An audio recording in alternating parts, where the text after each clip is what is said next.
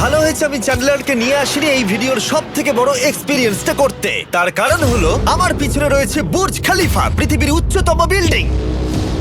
আর এই এক্সপেরিয়েন্সটা করতে আমি এই বিল্ডিং এর একেবারে টপে যাব।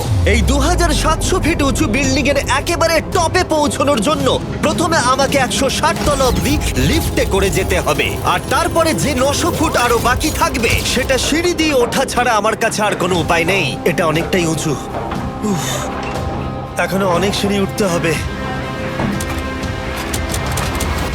উফ, আমি বুঝতে পারিনি ওপরে উঠতে গেলে এতটা পরিশ্রম করতে হবে। আমি 1 ঘন্টা ধরে ওপরে উঠবার পরেও এখনো অনেকগুলো সিঁড়ি ওঠা বাকি ছিল। আমি ভাবলাম আমি টপে উঠে গেছি, কিন্তু এখনো এতটা ওঠা বাকি। মনে হচ্ছে যেন শেষই হচ্ছে না। এবার আমার মনে প্রশ্ন আসতে শুরু করলো যে এটা আমি সত্যিই পারবো কিনা। মনে হচ্ছে এটা আমি পারবো না। আচ্ছা, আমরা কাছাকাছি এসেছি।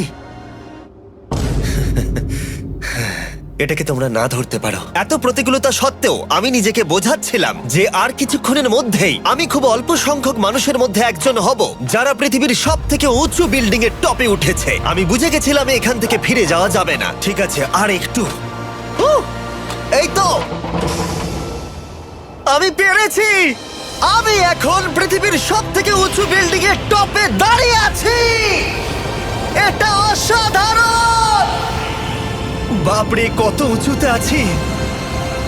আমার খুব ভয়ও লাগছে। আমার নিচে তাকালে হবে না, শরীর খারাপ হয়ে যেতে পারে। ভয় লাগছে আমার। স্বীকার করছি, ফেস্টিভ্যালের স্বাদ মাটিতে ভালো লাগে, কারণ মাটিতে আমার পড়ে যাবার ভয় থাকে না। আমি উচ্চতায় ভয় পাই। যখনই আমি আমার কোনো ভয়ের সম্মুখীন হয়েছি তখন সেটা আমাকে